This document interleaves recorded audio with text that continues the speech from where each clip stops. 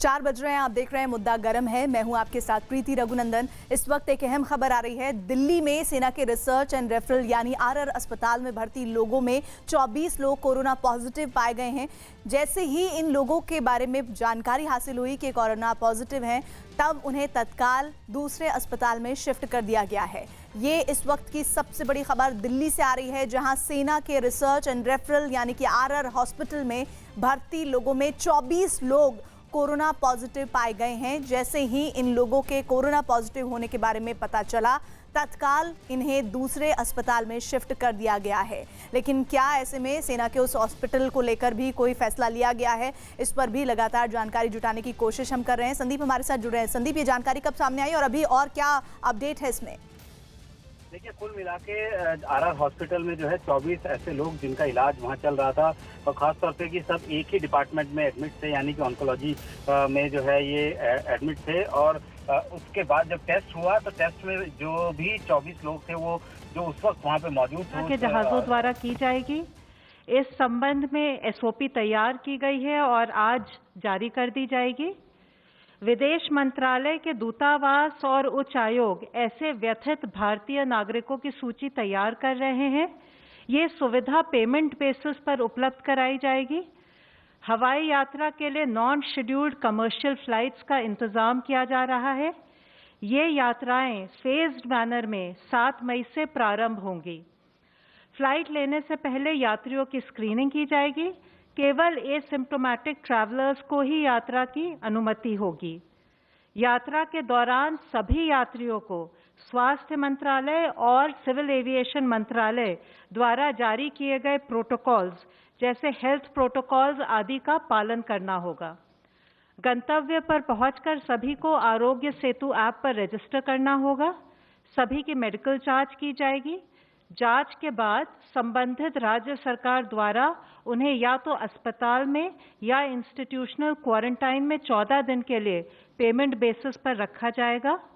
14 दिन के बाद दोबारा कोविड टेस्ट किया जाएगा और हेल्थ प्रोटोकॉल के अनुसार अग्रिम कार्यवाही की जाएगी।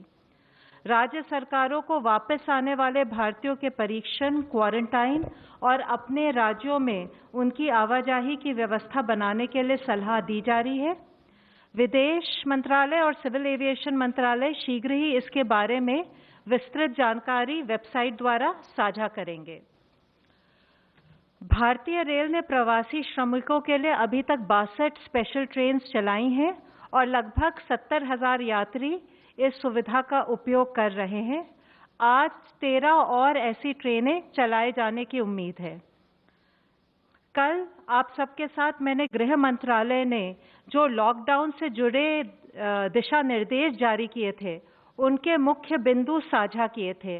आज मैं आपके साथ लॉकडाउन से जुड़े जो नेशनल डायरेक्टिव्स यानी राष्ट्रीय निर्देश हैं, उनकी तरफ आपका ध्यान आकृष्ट करना चाहूंगी। सार्वजनिक स्थानों के लिए जो हमने निर्देश जारी किए हैं, उसमें सबसे पहले यही है कि सभी को फेस कवर यानी फेस मास्क लगाना अनिवार्य है। सार्वजनिक स्थानों पर सबको 2 गज की दूरी बनाए रखना जरूरी है। सार्वजनिक स्थानों पर थूकना दंडनीय अपराध है। इन स्थानों पर शराब, पान, गुटखा, तंबाकू इत्यादि का सेवन करना वर्जित है। दुकानों पर सोशल डिस्टेंसिंग के नियमों का पालन किया जाना अनिवार्य है। दुकान पर एक समय में 5 से अधिक व्यक्ति नहीं हो सकते। किसी भी संगठन या ऑर्गेनाइजेशन को 5 या 5 से अधिक लोगों को एक स्थान पर इकट्ठा करने की अनुमति नहीं है। विवाह संबंधी समारोह में 50 व्यक्तियों से अधिक के शामिल होने पर रोक है। इन समारोह में भी सोशल डिस्टेंसिंग के नियमों का पालन करना आवश्यक है। इसी प्रकार अंतिम संस्कार में भी सोशल डिस्टेंसिंग के नियमों का पालन करते हुए 20 व्यक्तियों से अधिक शामिल नहीं हो सकते। अब मैं आपके साथ कार्यस्थलों के लिए जारी राष्ट्रीय निर्देशों को फिर से साझा करना चाहूँगी। कार्यस्थलों पर thermal scanning, hand wash, sanitizers और फेस मास्क पर्याप्त मात्रा में उपलब्ध कराना आवश्यक है। कार्यस्थलों पर और कंपनी परिवहन में इंचार्ज द्वारा सोशल डिस्टेंसिंग सुनिश्चित करना भी आवश्यक है। काम की शिफ्टों के बीच समय का पर्याप्त अंतराल होना चाहिए और स्टाफ को अलग-अलग लंच ब्रेक दिया जाना चाहिए ताकि सोशल डिस्टेंसिंग सुनिश्चित की जा सके। सभी कर्मचारियों के लिए आरोग्य सेतु ऐप पर रजिस्टर करवाना संगठनों के प्रमुखों की जिम्मेदारी है। कार्यस्थलों को समय-समय पर खासकर शिफ्ट्स के बीच में सैनिटाइज किया जाना भी जरूरी है। सभी कार्यस्थलों पर कोविड-19 का उपचार करने वाले निकटवर्ती अस्पतालों की सूची उपलब्ध होनी चाहिए। क्वारंटाइन के लिए भी स्थान चिन्हित करके रखना चाहिए। बड़ी बैठकें यानी फिजिकल मीटिंग्स को अवॉइड करना चाहिए। सफाई और हाइजीन बनाए रखने के लिए स्वच्छता के उत्तम तरीकों के बारे में जानकारी और प्रशिक्षण आयोजित किया जाना चाहिए। आशा है इन सब के अनुपालन से हम कोविड-19 की चेन को तोड़ पाएंगे। धन्यवाद। धन्यवाद। अब मैं रिक्वेस्ट करता हूं हेल्थ मिनिस्ट्री रिप्रेजेंटेटिव से प्लीज। अगर हम पिछले 24 घंटे में देखें तो पाते हैं कि 1020 पेशेंट्स क्योर हो चुके हैं, जिससे हमारी टोटल क्योर लोगों की संख्या बढ़कर अब 12,726 हो गई है, जिसके कारण हमारा टोटल रिकवरी रेट बढ़कर अभी 27.41 हो चुका है। Total 32,138 cases active medical supervision में हैं। पिछले 24 घंटे में 3,900 एडिशनल केसेस कंफर्म नोट किए गए हैं, जिसके कारण हमारी कुल कंफर्म केसेस की संख्या अब बढ़कर 46,433 हो चुकी है। पिछले 24 घंटे में भारत में कोविड-19 के कारण हुई डेथ्स में 195 केसेस का इंक्रीज नोट किया गया है, जिसके कारण कुल डेथ्स की संख्या अब बढ़कर 1,568 हो चुकी है। पिछले 24 घंटे में हमने कंफर्म केसेस और डेथ्स की संख्या में अब तक का हाईएस्ट इंक्रीज नोट किया है। हम एक इन्फेक्शियस डिजीज से डील कर रहे हैं, इसलिए timely reporting of cases and there management is very crucial. कुछ राज्यों में यह गैप नोट किया गया था, जिसे आफ्टर ड्यू परसुएशन अब एड्रेस किया जा रहा है। स्टेट्स के लेवल पर यह जरूरी है कि based on cases reported, contact tracing, active case search और क्लिनिकल मैनेजमेंट ऑफ केसेस को इफेक्टिवली इंप्लीमेंट किया जाए।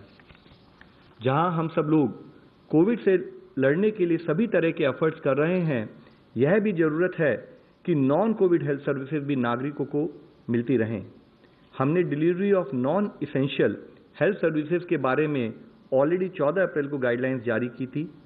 हमें इंश्योर करना है कि गवर्नमेंट और प्राइवेट नॉन कोविड फैसिलिटीज में जिस जोन में वह जिला पड़ता है, उसके अनुसार सारी सर्विसेज प्रोवाइड की जाएं। Immunisation, maternal and child health services for critical ill patient जैसे कि डायलिसिस, कैंसर, डायबिटीज, टीबी और ब्लड डोनेशन जैसी सर्विसेज सुचारू रूप से चलती रहें।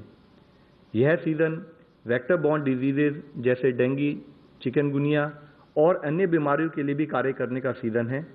जरूरत है कि फील्ड फंक्शनरीज इन कार्यों को सुचारू रूप से करते हुए अपनी सर्विसेज रूरल और अर्बन एरियाज में सुचारू रूप से प्रोवाइड करते रहें।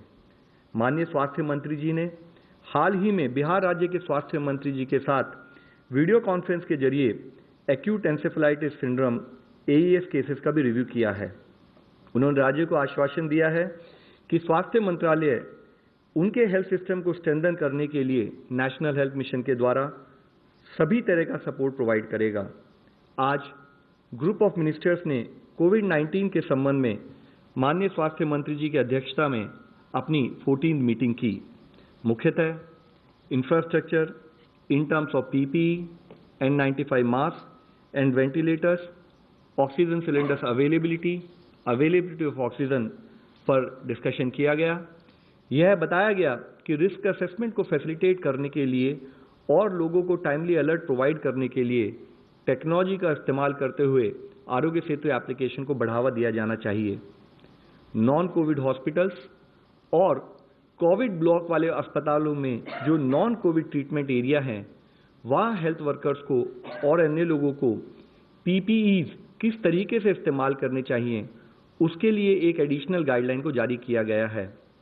इससे पहले भी स्वास्थ्य मंत्रालय ने 24 मार्च को पीपीई के रैशनल यूज पर कुछ दिशा निर्देश जारी किए थे। इसमें गाइडलाइंस में हेल्थ केयर वर्कर्स को रिस्क प्रोफाइल जैसे कि high risk area, moderate risk area या लो रिस्क एरिया के बेसिस पर किस हॉस्पिटल सेटिंग में किस टाइप के पीपीई यूज करने चाहिए उस पर गाइडेंस प्रोवाइड की है।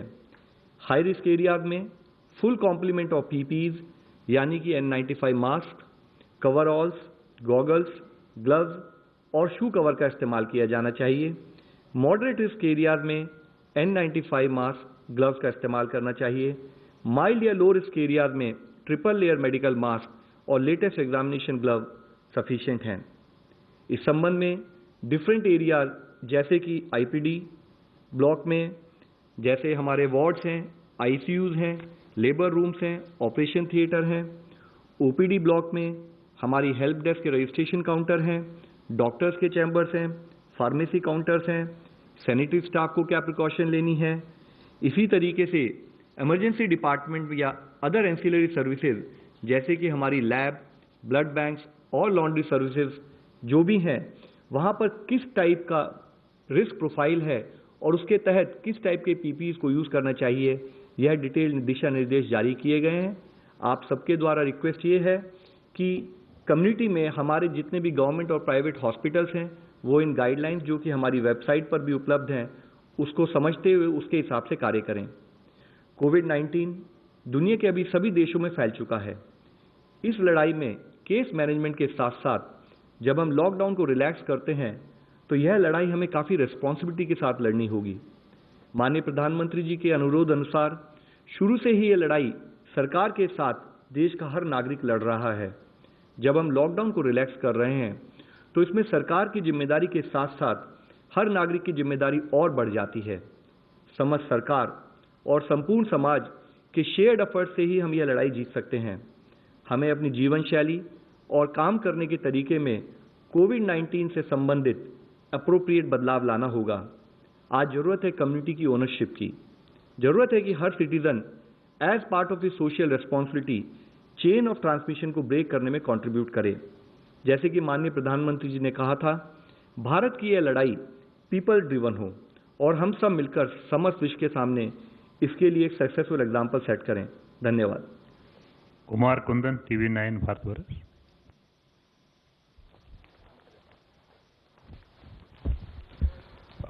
मेरा सवाल लव अग्रवाल सर से है। सर एक बात बताएं कि पिछले एक दिन की जो बात हो रही है उसमें सबसे ज़्यादा डेथ्स देखे गए हैं और कुछ अगर स्पेसिफिक राज्यों की बात करें तो वहाँ और भी ज़्यादा, मतलब मैं पश्चिम बंगाल और दूसरी जगह की बात कर रहा हूँ, क्या इसकी वजह लग रही है और क्या ये बहुत ज़्यादा फैल रहा है, कम्युनिटी की तरफ जा रहा है? सर जैसे मैंने आपको इससे पहले भी